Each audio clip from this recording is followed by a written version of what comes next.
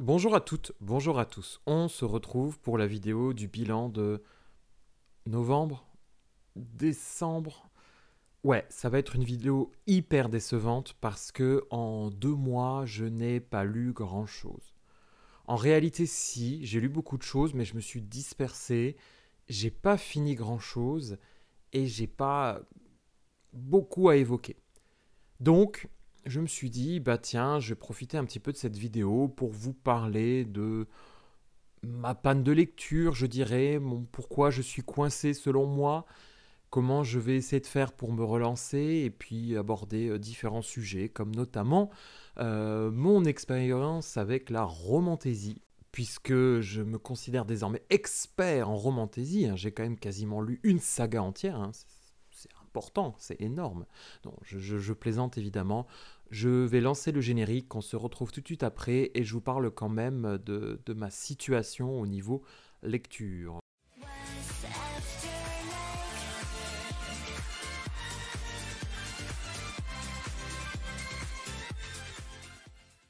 Il n'y a pas si longtemps encore, j'aimais bien prendre le temps dans une journée de me poser et de lire.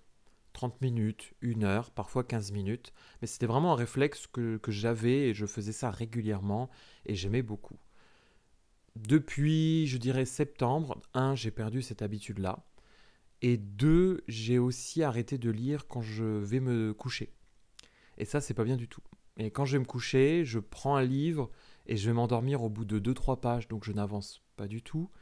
Et voire pire, quand je suis dans mon lit, j'ai même pas spécialement envie de lire.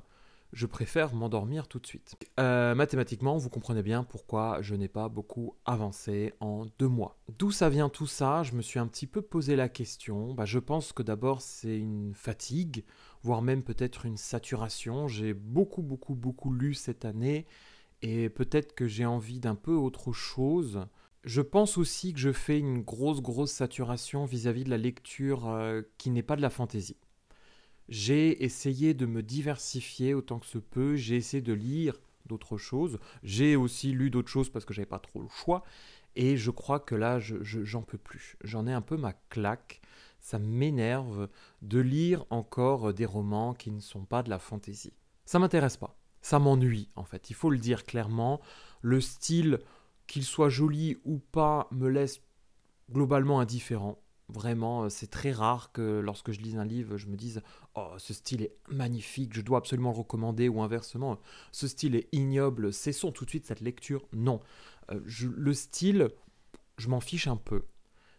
Et l'histoire, je trouve que malheureusement, l'histoire, quand c'est pas de la fantaisie, elle n'avance pas beaucoup parce qu'on est beaucoup basé sur des récits avec de l'introspection, des sentiments, de la réflexion. Je- j'ai pas envie de ça. Moi, ça m'ennuie. Vraiment, voilà, je le dis, je le pense. J'ai essayé, j'ai lu différents types de romans, je le ferai encore, mais là, j'en ai trop lu, là, j'en peux plus. Je veux des histoires où il se passe des choses, où je pleure, où je hurle, où je crie, et où tout ça m'arrive non pas parce qu'on me raconte des choses sordides et effrayantes de la vie réelle, mais parce que je suis emporté dans un monde imaginaire. Voilà, désolé, donc c'est une chaîne fantasy, revenons à la fantasy. C'est un petit peu dommage parce que j'étais justement en train de lire un livre qu'on m'a offert, La ville introuvable de Yu Ua, enfin Yu Ua, qui est un roman chinois, traduit évidemment en français parce que non, je ne sais pas parler chinois. Et honnêtement, ça se lit très bien, c'est assez facile à lire, c'est même assez rigolo par moments, mais je pense que je suis pas du tout dans la bonne période pour lire ça. Ça raconte simplement le périple d'un jeune garçon qui héberge un soir un frère et sa sœur. Et le lendemain matin, le frère disparaît. Bon, il est censé revenir tôt ou tard, sauf qu'il ne revient jamais. Donc, notre jeune garçon décide d'épouser la sœur, décide d'avoir un enfant avec elle, sauf que la sœur disparaît aussi. Et il se retrouve tout seul avec le bébé. Et là, il se dit, je vais partir à sa recherche. Et c'est vraiment intéressant parce que c'est à la fois un roman historique qui raconte une période très précise de la Chine. C'est un roman aussi intéressant parce qu'il joue avec les codes sociaux, il s'amuse et il critique, il est assez effroyable là-dessus. Et en même temps, c'est trop dur pour moi parce que c'est la Chine. Moi, j'ai pas assez de connaissances pour bien comprendre, pour être dedans, pour bien intégrer un grand nombre de références. Et, euh, et en plus, je peux même pas dire qu'il se passe rien parce qu'au contraire, là, j'ai lu 150 pages. Il s'est déjà passé plein de petites choses, hein. Tout ce que je vous ai raconté, il s'est déjà arrivé. Vous avez même le héros ben, qui commence à errer, à chercher, à se promener pour essayer de retrouver sa femme. Et malheureusement, il met pas le doigt dessus. Un peu bizarre dite comme ça cette expression, mais c'est pas grave. Donc je désespère pas, je continuerai, hein, parce qu'en plus ce sont des tout petits chapitres qui font à chaque fois 10 pages. Vraiment, c'est pas du tout la grosse littérature exigeante comme on peut imaginer, comme avec un, je sais pas moi, un tome de, j'allais dire Balzac, et encore que Balzac, oui, si, allez, un très très gros Balzac, voilà, parce qu'il y a des Balzac qui sont tout petits et qui sont très très bien, mais un un gros Blazac, un gros Balzac, genre Splendeur et misère des courtisanes, quelque chose comme ça. Non, c'est tout à fait accessible, c'est juste que je suis pas du tout dans le mood. Voilà. En plus, j'avais demandé à ma libraire que j'aime beaucoup, que j'adore, qui est vraiment adorable. Je lui avais dit, ouais, j'aimerais bien essayer un peu plus de la lecture qui ne soit pas la lecture de fantasy. Est-ce que vous avez des choses à me conseiller? Et elle m'a conseillé un livre en me disant, oh, j'adore ça, c'est vraiment une belle plume, c'est très joli, c'est très très bien. Et en plus, il avait l'air assez court. Donc je me suis dit, oh, bah cool, on va essayer ça. Et en fait, le livre, c'est 200 pages sur le suicide. Et j'étais, ouais, vous avez rien de plus joyeux en stock. Enfin, voilà. Je le lirai hein, probablement parce que ce sera bien quand même. J'aimerais bien un jour lui faire un retour. Ce sera intéressant. Mais comment vous dire non, non, non, non, non, non. J'en ai trop fait. Là, je ne veux plus lire. Je veux des dragons, je veux de la magie, je veux des choses comme ça. Mais je veux pas un livre avec des 150 points de vue multiples sur une personne qui se suicide. Voilà. Non, non, non. Donc c'est la panne en ce moment. Pour dépasser cette panne, j'ai décidé de lire un petit peu d'autres choses, notamment des choses qui se lisent rapidement, comme des mangas ou de la bande dessinée. J'ai tout au long de novembre-décembre essayé de lire un petit peu des comics. Je ne sais pas trop quoi encore en penser pour le moment. Je vous en reparlerai peut-être plus tard quand j'aurai un avis définitif, parce que ça a été quelque chose d'assez compliqué. Voilà, clairement. Des mangas, ben, je continue un petit peu de temps en temps. J'en achète un, deux, où on me prête quelques mangas. Je lis ça en 1 heure et c'est très très bien. Ça reste de la lecture et je peux passer à autre chose rapidement. Et j'essaye de me remettre dans la fantasy. Voilà. Pour ça, le problème, c'est que la fantasy, c'est régulièrement de très très très gros pavés. Il y a des Sanderson qui attendent, mais est-ce que j'ai envie tout de suite de me lancer dans un roman de 800 pages? Je suis pas sûr du tout. Donc j'ai décidé de lire des choses un peu plus légères, en tout cas peut-être plus simples. J'en avais peut-être déjà parlé, je crois, sur le peut-être sur Instagram ou TikTok, je sais plus. A Marvelous Light de Freya Marsk, qui est le premier tome d'une saga de 3 tomes, si je dis pas de bêtises, qui à chaque fois, si je dis pas de bêtises non plus, se concentre sur un duo, un couple. Et c'est un univers de fantasy, en tout cas de magie, dans laquelle il y a de la romance. C'est, je crois, à peu près notre monde à nous au 19e siècle, 20e siècle, en Angleterre. Et vous avez un petit duo d'inspecteurs avec un magicien qui mène des petites enquêtes. Ça commence avec un meurtre. Et vous avez évidemment le duo un petit peu à la Sherlock Holmes, c'est-à-dire un qui va être évidemment un peu à foncer partout et l'autre qui va être plus réfléchi. Enfin voilà, je suppose, en tout cas je l'imagine comme ça. Et évidemment, ils tombent progressivement amoureux. Mais voilà, ça me tentait bien. Les chapitres ont l'air assez courts. Le livre est joli, j'aime bien parce qu'il y a vraiment un style un peu chronique de Bridgerton. Euh, je trouve ça très très très chouette. Voilà, je le trouve très joli. Je suis moins fan, je crois, du tome 2. Mais bon, on verra. En tout cas, déjà, je vais me contenter de lire celui-là. Je ne sais pas ce que ça va donner. Simplement, voilà. Regardez comme c'est mignon. Je me dis que j'ai besoin de ça. Un livre qui ne va pas me prendre la tête. Je crois par contre qu'il y a à l'intérieur des scènes un petit peu spicy. Je les ai pas encore lues, donc je ne peux pas vous le confirmer. Mais je préfère vous le dire à l'avance, parce que si vous vous dites, tiens, si j'offrais ça à mon enfant de 8 ans, je crois pas que ce soit vraiment approprié. Après, ils mettent rien de particulier, je crois. J'ai beau regarder. On verra ce que ça donne. C'est un petit livre, je trouve, hein. Il fait quoi, 350 pages de cette taille-là. Donc c'est tout à fait raisonnable. Je vais essayer de lire ça rapidement, essayer de le finir avant fin décembre. Et j'espère que ça va un petit peu me décoincer. Et je pourrai repartir du coup sur des challenges plus ambitieux, notamment les Sanderson. Finir aussi la tour de garde, etc. Bref, je vous ferai probablement une vidéo sur mes souhaits de 2025. Comme ça, vous pourrez à chaque fois me dire mais Trouillet, t'avais dit ça il n'y a pas longtemps et tu le fais absolument pas. Et moi, je serais il faut absolument le faire. Je dois le faire. Je le ferai. Voilà. On croise les doigts. On verra bien ce que ça donne. Mais je ne peux pas vous laisser sans parler de Romantaisie. Je m'approche tout doucement de la fin de la Guilde des Ombres. J'ai entamé le tome 3, partie 2. C'est 30 heures d'audio. Et après ça, ce sera fini, fini, fini. Même si je crois qu'il y a d'autres tomes dans cet univers, en tout cas d'autres histoires, je ne pense absolument pas continuer. Donc je poursuis les aventures de Panama, de Camar, de Belladine, Belladone, de Aube, de tout ce que vous voulez.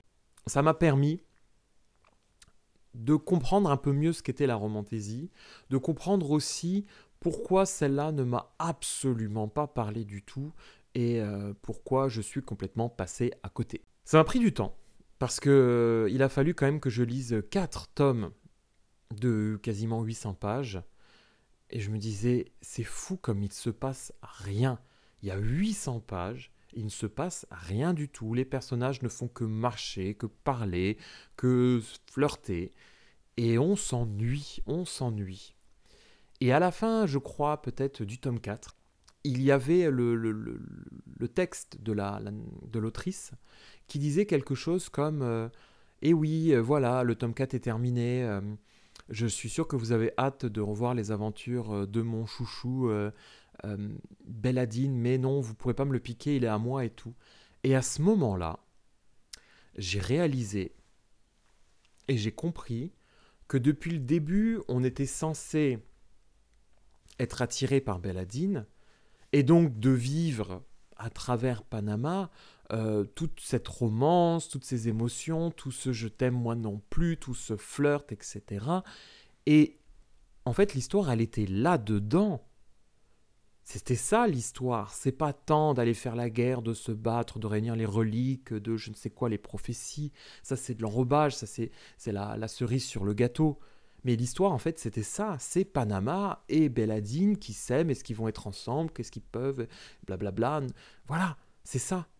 Et je pense que dans la romantaisie, pour aimer la romantaisie, il faut aimer les personnages. Il faut pouvoir se dire waouh, moi aussi je veux sortir avec ce personnage, moi aussi je l'aime, moi aussi je ceci, je cela. Et c'est pour ça que ça n'a pas du tout marché sur moi.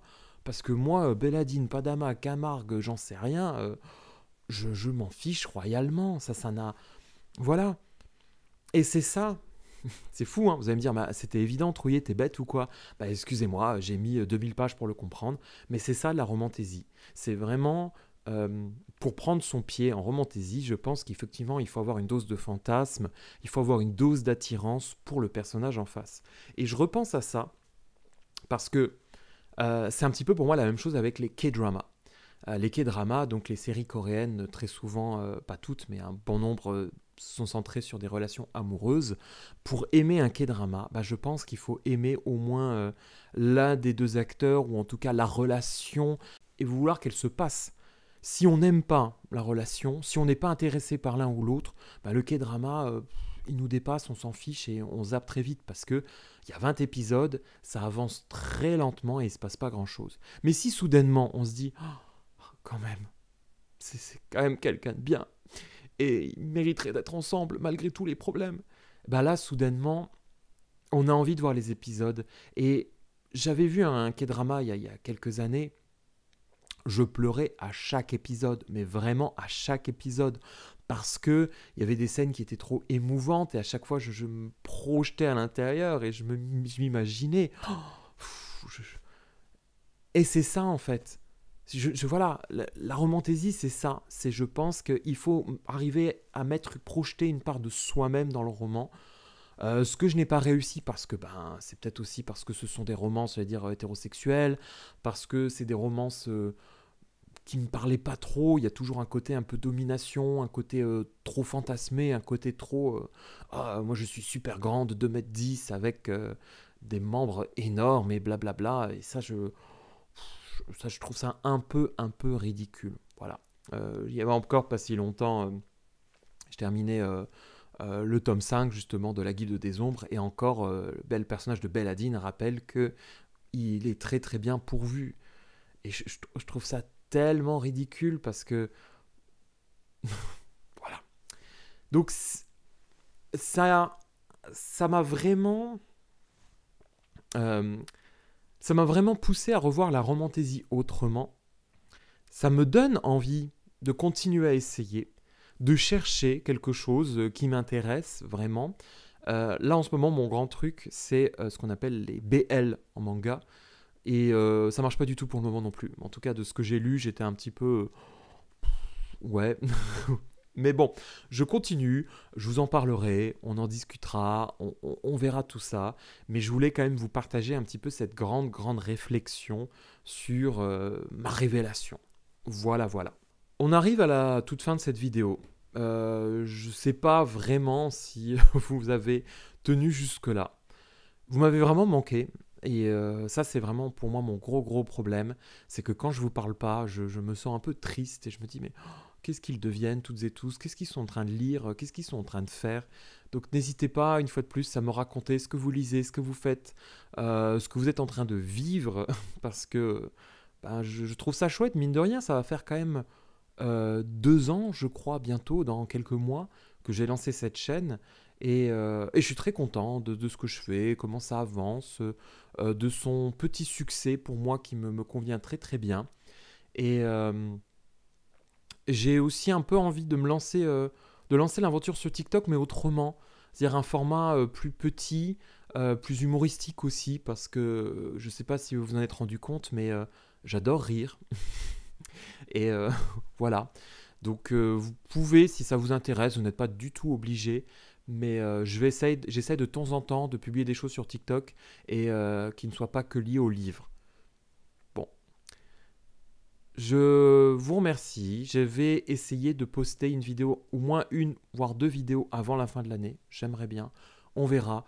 Je suis en vacances dans une semaine, donc normalement j'ai un petit peu de temps libre. On croise les doigts. Je vous remercie. Je vous souhaite une très très très bonne journée, un très bon dimanche, une bonne semaine, un bon mois de décembre. Passez de très très très bonnes fêtes. Merci tout le monde. Bye bye.